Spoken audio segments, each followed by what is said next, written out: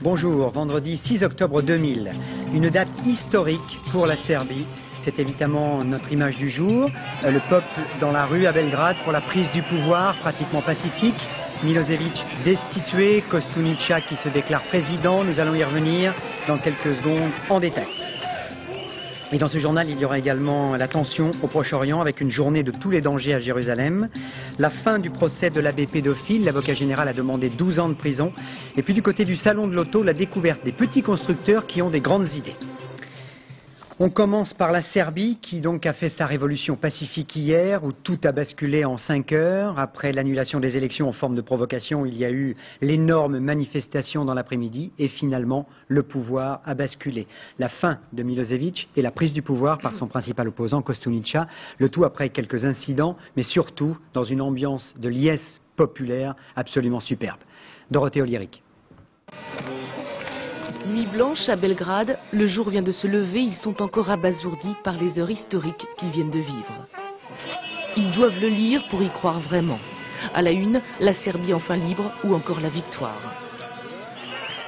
Ils jouent, ils chantent devant ce Parlement qu'ils ont pris avec la colère et la rage de ceux qui veulent une démocratie.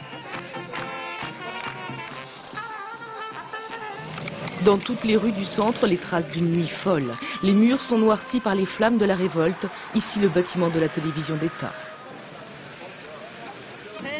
Je suis ravie. Je n'ai rien d'autre à dire. Je suis ravie. Le peuple s'est prononcé pendant les élections. Le pouvoir a provoqué tout ça et il a eu ce qu'il méritait. Maintenant, il faut un peu de patience pour arriver à la vraie paix. Toute la nuit, ils ont dansé et chanté pour fêter la victoire, leur victoire.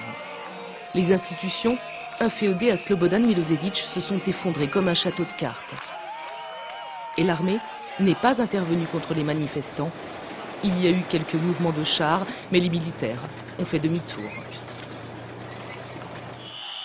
Dans sa première allocution, le leader de l'opposition, Vojislav Koštunica, s'est posé comme le nouveau président de la Yougoslavie et a salué la Serbie libérée. À la télévision, il a également assuré que son mandat présidentiel serait très court et que de nouvelles élections se tiendraient dans 1 an et demi. Pour Koštunica et pour tout un peuple, l'assaut hier sur le Parlement est la plus grande victoire.